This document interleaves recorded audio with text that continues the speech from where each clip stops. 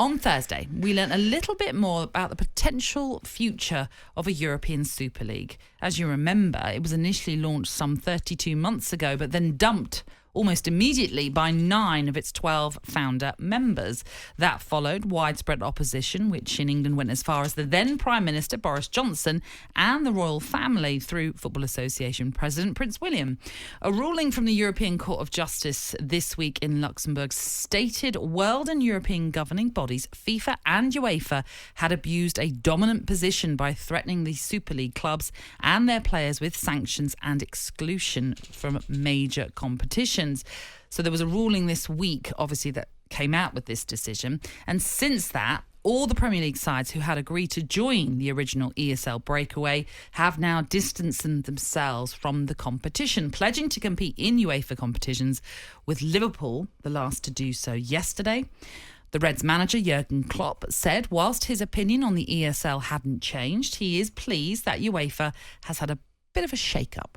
Just like it that we finally get a little bit understanding that FIFA and UEFA and other FAs or whatever cannot just do what they want, creating new, because we have to talk about in the future of football, we have to talk about a lot of stuff, and if we're just doing the things they do, like putting in competitions with more games and nobody has a real say in it, and like, what's going on there, I like that they get a bit of a shake, okay, you cannot exactly do what you want, but no, Super League, same opinion like I had before.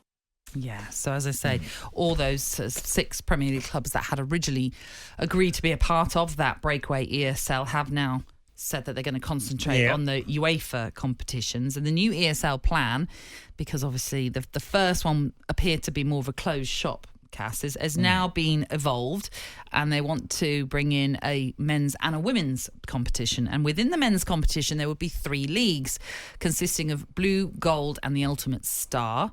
It would feature 64 clubs in total, with the Blue League comprising 32, so that would be the bottom league, and the Star and Gold leagues would have 16 each. Each league would then be split into groups of 8.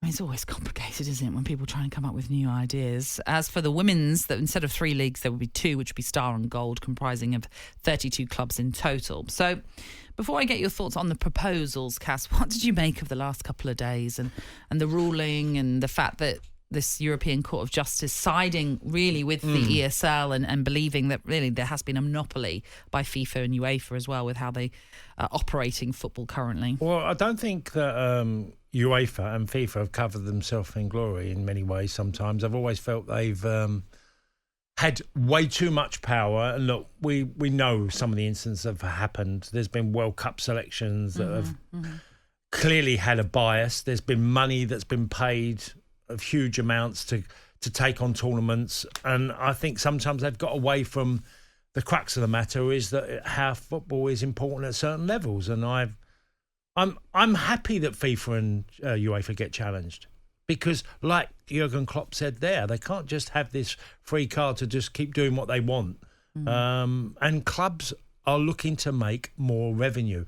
I think you have to ask yourself the question, why has so much money been spent on Premier League clubs, investors, funds, countries, individuals that are prepared to go really deep? Is there a bigger silver lining down the line in football? Do they see a growth in football even way bigger than we've got now? I think they do. And I think that world expansion, European World League, they're all things that will one day happen. That's for sure. I just don't think football world as it is today is quite ready for it right now. So you think there is room for something like a European Super League at some stage? Yeah, I mean, I'm not the biggest fan of the Champions League. I love the competition, but I'm contradicting myself there. But what I mean is the format of it. If you just look at the group stages, it's all the same teams nearly every year that get through and qualify. I just feel it's got to be something that keeps evolving and keeps improving. And I think largely the group stages have become quite mundane. I feel what they become. And look, we had a great group with Newcastle, PSG, Dortmund and AC Milan. Yeah. That was a great group. The rest of the other groups were pretty predictable now. Yeah, that's true. That being said, for someone who supports a team that at this present moment you don't think would even be considered to be a part of this ESL, the idea of changing what we have currently scares me, because this was the pinnacle. Getting to the Premier League is the pinnacle. Oh, yes. If then you have an ESL that impacts that, or even impacts any of our you domestic, have to have pyramids where there's always something to get to. Yeah, and that has to stay, and that is a part of this new idea of the ESL, that there would be promotion and relegation. But like I say, I'm a bit of a traditionalist as well. I love the domestic cup competitions. I don't want to see them sort of put to one side, because there are certain clubs that don't see it as a priority anymore, in that they want to focus on a new competition. But I also understand football evolves, as you've rightly said. You do need to reform things at times, and football didn't begin when the Premier League began. There was football a heck of a long time before that, and the Premier League, when that came in, obviously was a new thing, and the people probably would have, again, some would have had reservations about that, but look what a beast it's become. So in a way, as I say, I'm slightly contradicting myself as well. I'm hesitant about an ESL, but I also understand that, like you've mentioned, that sometimes football does have to change. Yeah, but only if it's the fair system that allows anybody the opportunity of getting into something. But like I say, I don't want it to impact domestic. Football's become a major money-making machine.